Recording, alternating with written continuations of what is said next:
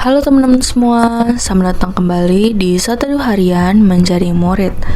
Nah, kalau kita kemarin bahas bilangan 28 dari ayat 8 sampai 15, hari ini kita akan lanjutin ke 16 sampai 31-nya nih teman-teman. Kita akan membahas tentang korban pada hari-hari raya. Nah, seperti biasa, aku akan bacain dulu bacaan firman Tuhan kita untuk hari ini ya teman-teman. Bilangan 28 ayat 16 sampai 31. Korban pada hari-hari raya. Dalam bulan yang pertama, pada hari yang ke-14 bulan itu, ada Paskah bagi Tuhan. Pada hari yang ke-15 bulan itu, ada hari raya. 7 hari lamanya harus dimakan roti yang tidak beragi. Pada hari yang pertama, ada pertemuan kudus. Maka tidak boleh kamu melakukan sesuatu pekerjaan berat, dan haruslah kamu mempersembahkan kepada Tuhan sebagai korban api-apian, sebagai korban bakaran, 2 ekor lembu jantan muda, 1 ekor domba jantan, dan 7 ekor domba berumur setahun. Haruslah kamu ambil yang tidak bercela. Sebagai korban sajiannya, haruslah kamu olah tepung yang terbaik diolah dengan minyak, yakni 3/10 eva untuk 1 ekor lembu jantan, dan 2/10 eva untuk 1 ekor domba jantan. 1/10 eva harus kau olah untuk setiap domba dari ke-7 ekor domba itu. Selanjutnya, 1 ekor kambing jantan sebagai korban menghapus dosa untuk mengadakan pendamaian bagimu. Selain dari korban bakaran pagi yang termasuk korban bakaran yang tetap, haruslah kamu mengolah semuanya itu. Secara demikian, haruslah setiap hari selama 7 hari kamu oleh santapan berupa korban api-apian yang baunya menyenangkan bagi Tuhan. Di samping korban bakaran yang tetap, haruslah itu diolah serta dengan korban curahannya. Dan pada hari yang ke-7, haruslah kamu mengadakan pertemuan yang kudus. Maka tidak boleh kamu melakukan sesuatu pekerjaan berat. Pada hari hulu hasil, pada waktu kamu mempersembahkan korban sajian baru kepada Tuhan, pada hari raya lepas 7 minggu, haruslah kamu mengadakan pertemuan kudus, maka tidak boleh kamu melakukan sesuatu pekerjaan berat. Pada waktu itu, haruslah kamu mempersembahkan sebagai korban bakaran menjadi bau yang menyenangkan bagi Tuhan, 2 ekor lembu jantan muda, 1 ekor domba jantan, 7 ekor domba berumur setahun, juga sebagai korban sajiannya, tepung yang terbaik diolah dengan minyak, yakni 3/10 eva untuk setiap ekor lembu jantan, 2/10 eva untuk domba jantan yang 1 ekor itu, 1/10 eva untuk setiap domba dari ke-7 ekor domba itu, 1 ekor kambing jantan untuk mengadakan pendamaian bagimu. Selain dari korban bakaran yang tetap dan korban sajiannya, haruslah kamu mengolah semuanya itu serta dengan korban-korban curahannya. Haruslah kamu ambil yang tidak bercela. Ya, jadi demikian teman-teman bacaan firman Tuhan kita untuk hari ini. Ayo sekarang kita langsung masuk ke renungannya guys. Oke guys, jadi hari ini kita masih lanjut tentang aturan main dalam kehidupan rohani Israel.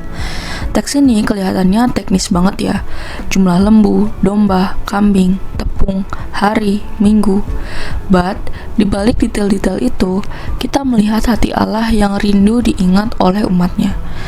Di ayat 16-25, Paskah dirayakan pada bulan pertama tanggal 14. Ini bukan sekedar perayaan tahunan, tapi di saat yang bersamaan, ini adalah memori iman. Israel diajak untuk terus mengingat bangsa Israel bisa hidup karena Adonai membebaskan mereka.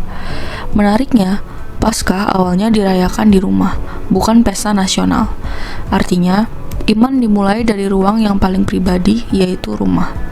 Lalu langsung disambung dengan hari raya roti tidak beragi selama 7 hari. Selama seminggu, umat diminta berhenti dari pekerjaan berat, mempersembahkan korban setiap hari, hidup dalam ritme yang diatur Allah. So guys, maksud dari semua hal itu tentu adalah untuk latihan ketaatan. Tuhan kayak mau bilang ke Israel, hidupmu bukan milikmu sepenuhnya. Ada waktu, tenaga, dan fokus yang harus kamu kembalikan kepadaku. Sejak awal, perayaan Paskah adalah soal iman. Yesus sendiri merayakan Paskah, bahkan disalibkan pada musim Paskah. Paulus kemudian berkata dengan sangat tegas, Kristus adalah anak domba Paskah kita. Kalau anak domba itu sudah dikorbankan, maka respon kita jelas. Buang ragi lama, yaitu kejahatan, kepalsuan, hidup lama gantilah dengan hidup dalam ketulusan. Di 26-31, perayaan berikutnya adalah Hari Raya Buah Sulung, juga dikenal sebagai Hari Raya Penuaian atau Pentakosta. Ini dirayakan 7 minggu setelah Paskah saat hasil panen pertama dipersembahkan. Secara sederhana, pesan rohaninya begini. Yang pertama dan terbaik dikembalikan kepada Tuhan. Tradisi Yahudi kemudian mengaitkan hari ini dengan pemberian Taurat di Sinai. Dan di Perjanjian Baru, pada hari Pentakosta, Roh Kudus dicurahkan. Artinya, Allah bukan hanya memberi hukum, tapi juga memberi roh supaya umatnya sanggup hidup taat. Bukan terikat hukum, tapi menghormati makna rohaninya. Mantap sih. Nah guys, dari Paskah sampai Buah Sulung, kita jadi bisa melihat ya, Tuhan ingin umatnya terus mengingat Dia dan hidup dalam ritme yang ditentukannya. Aturan-aturan yang dibuat oleh Tuhan bukan aturan yang mengikat. Tanpa aturan main, iman mudah jadi liar, egois, dan lupa identitas mereka.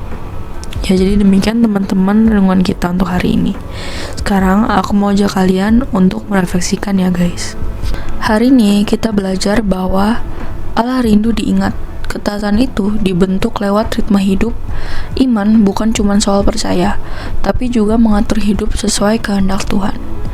Guys, hidup kita sekarang juga punya aturan main. Bukan soal korban binatang, tapi bagaimana kita mengatur waktu, bagaimana kita memakai uang, bagaimana kita menjaga kekudusan, bagaimana kita setia di tempat Tuhan menaruh kita. Yuk belajar taat, pelan-pelan, konsisten, setia. Bisa yuk, bisa. Nah lalu, pertanyaan efektif untuk hari ini ada 3 nih guys. Yang pertama, apa yang kau pelajari tentang Allah hari ini? Lalu yang kedua, menurutmu apa aturan main yang Tuhan sedang ajarkan kepadamu saat ini dalam pekerjaan, relasi, pelayanan, atau kehidupan pribadi?